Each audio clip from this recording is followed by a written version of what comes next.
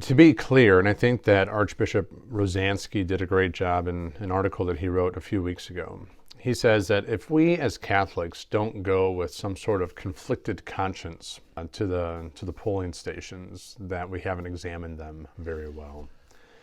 Because there is no political platform that holds up perfectly all of Catholic social teaching.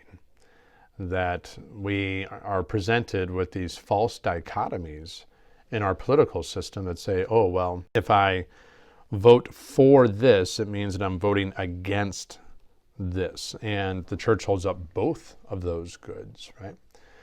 However, the church has always maintained that one of the preeminent and fundamental goods is the right to life, that we will be held accountable for how do we promote a culture of life, and that abortion on demand has always been something that stands intrinsically against the good of the gospel and us being created in the image and the likeness of God. Now, that being said, does that mean that we can't be mindful of other social evils like racism, or to be cognizant of poverty and economic injustice and the environment? No.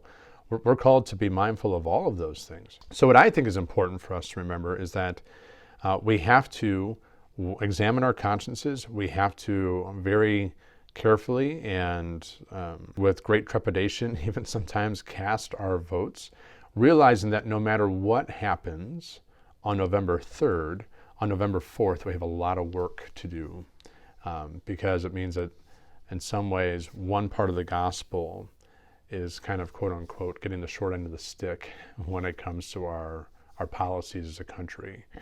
And so there is no victory lap, authentic victory lap, I think, that anybody in the church can say that we can take based on any political party, because no matter who's in power or what the shifting demographics are, there's lots of work to be done.